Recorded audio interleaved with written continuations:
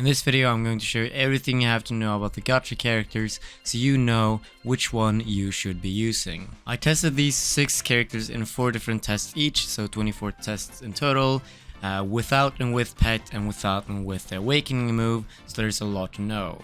Also, I'm making a giveaway at 33,333 subscribers. I use the same gear and I didn't use fruit or assist to disrupt the damage, it's purely from the actual character. I use the same cards and I will be using the pet, and also I didn't use the divine accessory, I used this ODM instead because otherwise I maybe have some advantage with one character. These tests were also for 125 seconds to make it fair.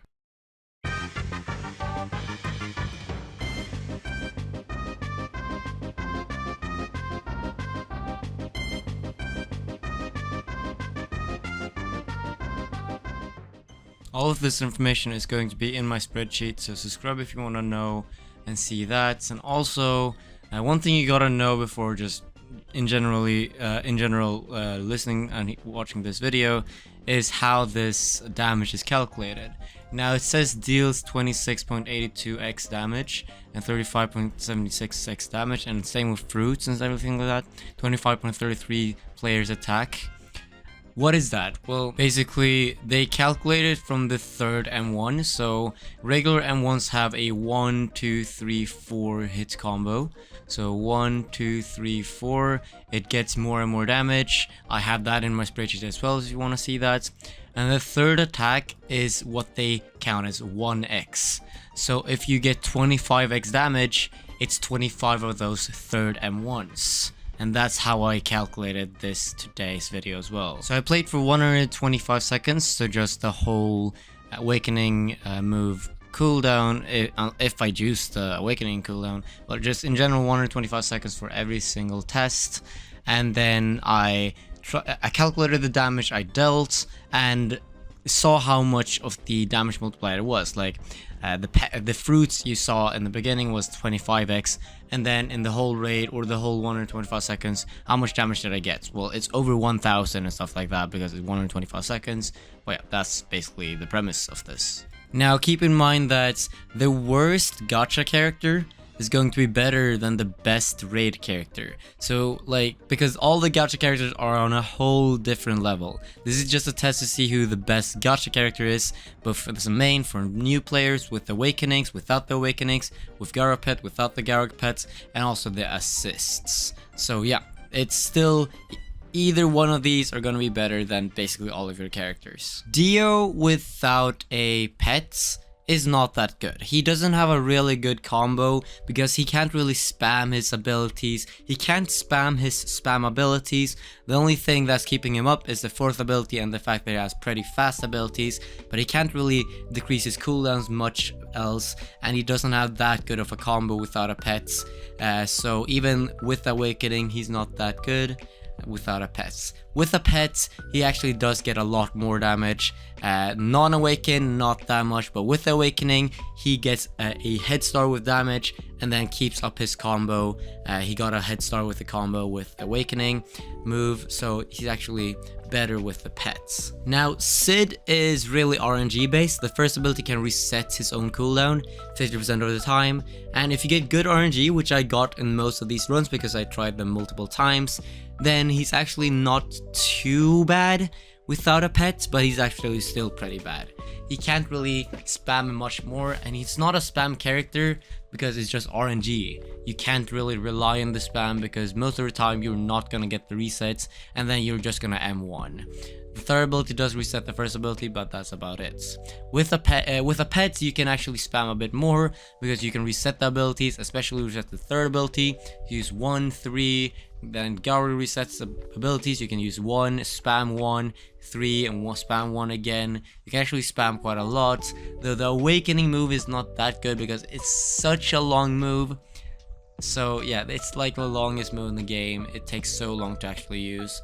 So that's why that move is not very good, but it's still really good with Agara pets. Madoka in general is just a really good character. She's good with a pet and without a pet. Now, without a pet, she's actually one of the better characters. She was one of the better characters at least. And yeah, without the awakening, with the awakening, she's actually really good. Though without the awakening, when she's using Garupet, she's almost as good as when she has awakening, because awakening move on Madoka is not good. It does not increase her damage, it just is an extra move that takes a long time to use and gets a bit more damage. It's not a good move. It's slightly more worth it to use it rather than not, so it's still worth it to awaken Madoka, especially if you want to use assists. But like, there's basically no difference. Then we got Kurumi, one of the most recent Gacha characters. She was previously the best character without Garupet in the game. Without the awakening, she was really good, the best one, and with the awakening, she was even better, still the best one in the game. She just has the spam potential, and she has fast moves, good damage, and everything like that, especially with awakening. So that was really good. With Garupet though, she falls off a bit because she can already spam so much without the Garupets. Sure, you can spam a bit more with Garupets, but it doesn't really matter because you could already spam so much. You don't spam that much more with the Garupet, so that's why with the Garupet, Kurumi falls off a bit. Then we got the newest Gacha character, Frerin. Frerin is really good without a pet.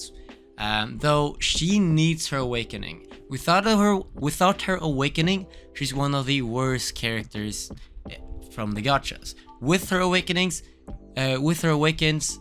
she's one of the best. She's really good with her awakening move because it lasts for 45 seconds, 50% more damage for 45 seconds. That's insane. So she's really good with her awakening, no matter if you have a good pet or bad pet. In general, she's a very good all-around character. So yeah. And then lastly, we have the meta character Guts. Without the pets, he's really good, but where he shines is with a pet. With a pet, he can spam a lot, and his 4th ability also increases his damage. You don't need his 5th ability to increase all the damage. The 4th ability does that, so you can spam the 4th ability a lot, and then you have the 3rd ability reset to spam the 1st ability. It's just a lot of damage with Garupet. The awakening just adds more damage, even more damage. So yeah, Guts is just really good. So these are the placements if you do not have the characters awakened or you do not have Garupet, both of them combined. Sid could be 6th, maybe, depends on RNG. And these are the replacements if you don't have Garupet but you have them awakened, then Frerin has a huge jump. These are the replacements if you don't have them awakened but you do have Garupet. As you can see, Frerin got another huge jump but in a bad direction. Sid and Kurumi basically have the same damage. Sid could be better if you get very good at RNG, otherwise almost the same or even worse. Otherwise, yeah, Guts is the best if you do have Garupet here. Otherwise, these are the placements if you have the meta stuff. So basically, if you have them awakened and you have Garupets, Guts is obviously the best. Dio actually makes a comeback. He's really good now. Frerin is good because of the awakening, like I said before. Madoka is all around very good. Sid is not that good, and Kurumi is just not that good with Garupets. Now these are the placements for assists if you don't have them awakened. So basically, if you don't have them awakened, you don't get the awakening bonus, so it's just damage. Dio has the lowest DPS. These 4 have the same DPS, though Guts might be the better one because, well, Claymore boosts his damage, and Claymore used to be the meta accessory. And then Frerin has the most amount of damage. Otherwise, if it's a fair comparison and you don't have any accessories, these are the placements. Dio and Frerin are basically the same. They are very good. Frerin has a bit more damage, and 35% attack is just very slightly less than 25% boss damage. It can depend. Kurumi, really good, and these are the same. 75-second cooldown, the same damage, and 25% boss damage if you have the awakenings. Now, I've done separate tests from my usual tests. So my usual tests are these and all of these stats.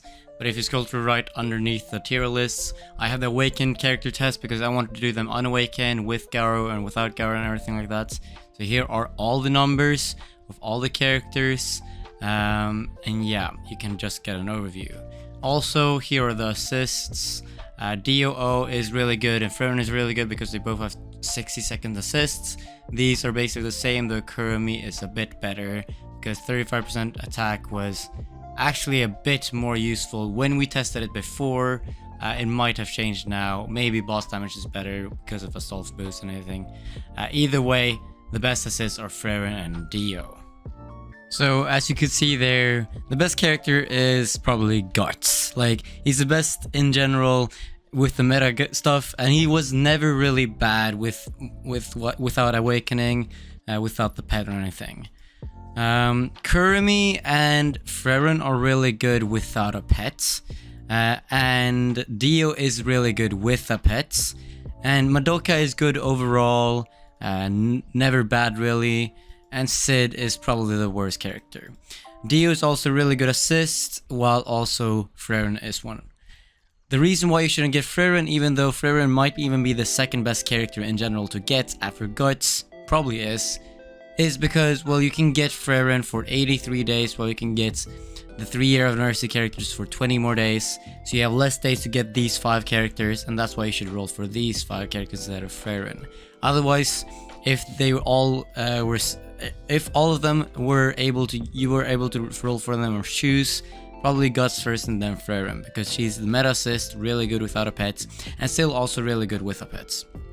But yeah, that's about it for this video. Roll for the 3-year Gacha event. As I said before, these characters are way better than raid characters, because even the worst character that I said was Sid is much better than the best raid characters, best of raid characters. Like, these are on a whole different tier. So these characters are all really good. Like, that's why getting all raid characters is probably a waste of tokens, even though it's good for stat points, because none of them will be even close to as good as these characters will be, even if you get Sid. So yeah, get Gacha characters, hopefully you get someone good. And yeah, that's about it for this video. I hope you enjoy this video, and see you in the next one.